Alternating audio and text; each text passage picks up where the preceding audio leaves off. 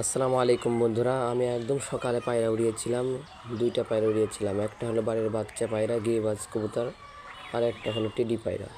আমার যেই টেডিটা অনেক দূর অব্দি উড়ে চলে যায় কিন্তু বেশি একটা হাইট নেয় না, সেই টেডির সাথে আমি বাচ্চাটাকে উড়িয়েছি যাতে করে নিচেই থাকে। বাচ্চা তো আর হাই ফ্লার বোঝে না, ও আর হাইট নেয় না, সেই জন্য এই দুটোকে আমি উড়িয়েছি। তো বাচ্চাটা মাশাআল্লাহ ওর সাথে উড়ছে, এক পরের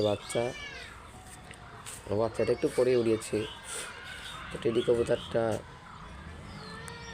আমার বাসায় কোনো সময়ই করে না, ওই অন্য জায়গায় গিয়ে নামে, অন্য জায়গায় গিয়ে আউট করে। বাচ্চাটা নেমে আসতে চাইছে কিন্তু টেডি কবুতর যেহেতু উঠতেছে সেই জন্যই যে উপরের বাচ্চাটা নেমে আসতে পারতেছে না।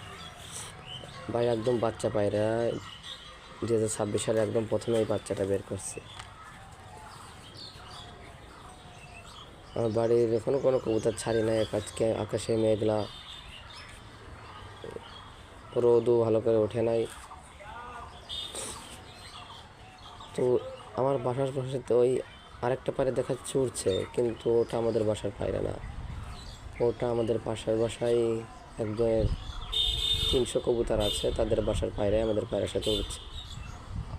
ও এখন তাল কেটে গেছে, আমাদের পায়রা এখন আমাদের পায়রার সাথে উড়ছে।